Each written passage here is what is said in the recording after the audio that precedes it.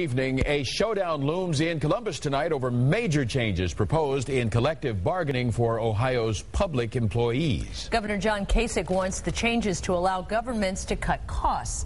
Unions are fighting back, fearful that they'll lose jobs. 9 News reporter Tom McKee is in the newsroom now with how both sides are shaping their message, Tom. Well, Clyde, as interest in this issue grows, so does the rhetoric coming from both sides. Some say this is simply union busting that will damage the middle class. Others maintain it's the only way for governments to keep the workers that they have. Now, Senate Bill 5 eliminates or limits collective bargaining by doing away with binding arbitration and removing supervisors from bargaining units.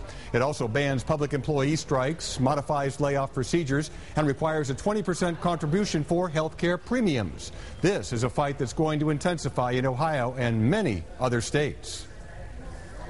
Thousands gathered at the Ohio State House Thursday to either support or rally against Issue 5.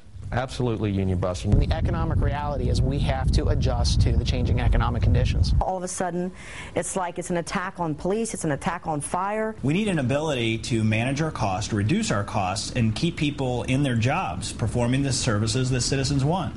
Cincinnati City Council member Jeff Birding testified for the bill, saying it will let workers make good money but change benefits so the city can balance the budget. Elected officials should be counted on to represent the taxpayers who foot the bill, not to just stand up pandering to the unions and buy their support, their political support, with taxpayer money. Firefighters Union President Mark Monahan says his biggest concern is that seniority would not be considered in layoff situations. Everybody thinks, okay, the most efficient people will remain and those who aren't efficient will be laid off. But we all know that's not the case. You know, you're going to have issues of nepotism and favoritism. The loss of binding arbitration is the biggest concern for Fraternal Order of Police President Kathy Harrell, but a close second is removing supervisors from bargaining units. You're going to have members that are covered by the contract. You would have supervisors that weren't covered by the contract. It just could cause a lot of controversy and turmoil within the police department. Cincinnati Tea Party President Mike Wilson says the goal is to bring the public sector in line with the private sector and bring spending in line with tax revenues. For those who say this is going to destroy jobs, I say it's the opposite.